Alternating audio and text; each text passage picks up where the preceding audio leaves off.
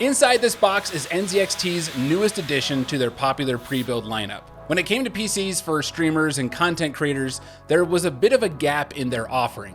The streaming PC lineup had 3 PCs ranging from $1,700 to $2,700. And then there was this big $1,300 jump to the creator PC, a $4,000 PC with a 3090 GPU, a 11900K CPU, 64 gigabytes of RAM, and a total of 5 terabytes of storage. In my opinion, that's more than enough power to game, stream, and create content. I say that because I'm currently doing all of that on the base model of the streaming PC, a $1,700 PC with a 3070 graphics card, 5600X processor, just 16 gigabytes of RAM, and 1 terabyte of storage. Although I did add on a 500 gigabyte SSD to help with my video editing. Well, as of today, that gap is gone, as NZXT has now introduced a revamped creator PC lineup that offers more affordable options to close that $1,300 gap. What you're seeing here is the new base model of the creator PC that will sell for $2,700. And in the spirit of transparency, NZXT did provide me with this model to test, but that is it. No expectation of a video, and I can be as honest as I want, and I'll prove that to you right now. When I purchased the streaming PC in 2021, NZXT nailed the packaging and shipping. I had no problems with the unboxing. Sadly, I can't say the same this time around. While the packaging did appear to have the same care taken as last time, it wasn't enough to prevent a very small dent on the corner of the case, and when I went to turn on the PC, I got nothing. After inspecting the motherboard, I saw that a cable for the USB port had become disconnected. Looking at the back, I saw another loose cable that didn't have a secure fit, and I still wasn't getting any power, so I decided to unscrew the power supply and inspect every cable there, and that's where the problem was. One of the cables was not snapped fully into place.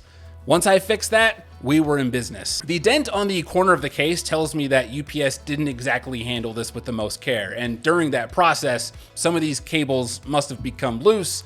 It happens, I get it, but in my opinion, the power supply connection there, that would not have loosened if it was secured properly. Now, this did create a more frustrating unboxing experience for me, but as someone who knows how to build a PC, troubleshooting was just a matter of finding where the loose cables were. For someone who has never built a PC and just wants a plug and play experience, I could see this being a very bad first impression of NZXT, even though there weren't any serious issues. Once plugged in, everything was working as expected, although just as the case was when I bought the NZXT Streaming PC, XMP was never enabled in the BIOS and I had to enable that manually. Maybe this is just a policy for NZXT to not enable this, but if you're building a PC for gamers and creators, that should be part of the checklist, in my opinion. Like, have that enabled, because when it's disabled, your RAM is not getting the full advertised speeds. So what exactly are the specs of this PC? You can see that every PC uses the H510 Elite case, which visually is a step up from the standard H510 case, but the limited airflow is still the same.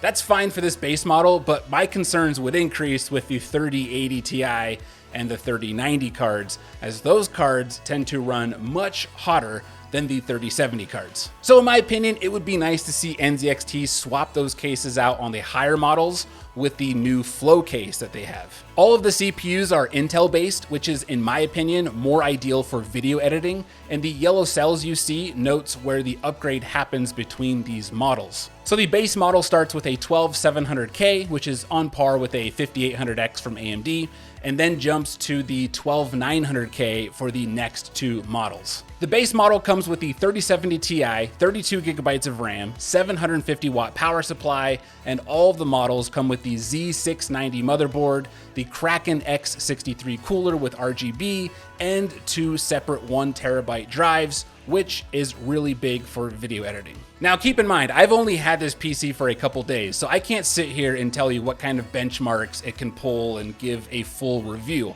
Although I definitely will in a month or two after giving it a lot more usage in the content creation department. So whatever questions you do have about this PC, please drop them in the comments below and I'll be sure to address them in that video. I can tell you that purely from a part list perspective, this is a great PC for someone like me who likes to game, stream, and of course, edit video, especially if you're editing in 4K. If you're an avid user of our deals website at techaudit.tv, you've probably noticed how many GPUs have not only become available recently, but have had a nice drop in price, which may make you wonder if it's cheaper to just build this thing yourself. Well, at the time of this video, building this exact PC yourself would cost $2,364.61 before tax, and assuming you have Amazon Prime, that way shipping on everything is free. With NZXT, you're spending $2,700 plus a $50 shipping fee,